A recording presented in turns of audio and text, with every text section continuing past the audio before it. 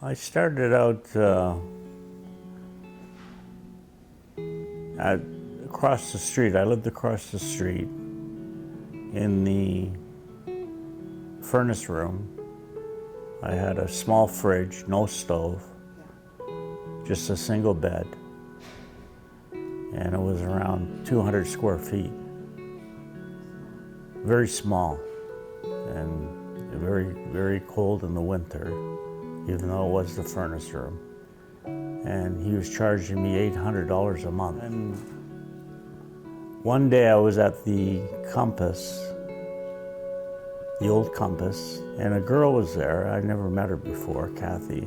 And she was on the computers and she was applying for affordable housing. And she asked me, she said, "Did you apply for affordable housing?" I go, "No, I'll never get on the list, it's too long." And she said, "Well, if you don't try, you'll never find out." So she took all my information and she punched it in on the computer. And then about 7 months later, I get a call from Indwell. And they asked, "Are you still interested in an apartment?" I said, "Oh, indeed I am."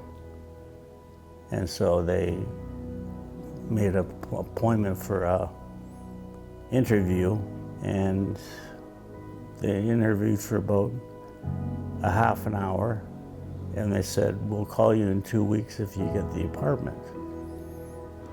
So I was at my doctor's office 2 weeks later, and my phone went off, and she says, "You've got the apartment, Rick." And I said, "Oh, praise the Lord." I ended up moving in early, and well, here we are 2 years later, and I'm loving it here. It's great. I couldn't picture myself living anywhere else. It's just turned out to be a miracle for me, because I never thought I'd ever have that coming in the future, thinking I couldn't afford that. Living in a furnace room. Where am I gonna cook my fish? Where am I gonna cook my vegetables? No stovetop. Indwell holds card games and bingos, just numerous functions they hold, which is great because you get to meet other people that go to these functions.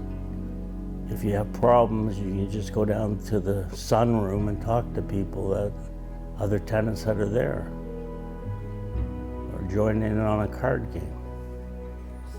There's always something going on at Indwell, and that's the greatest thing about it too, is that they have all these structured events.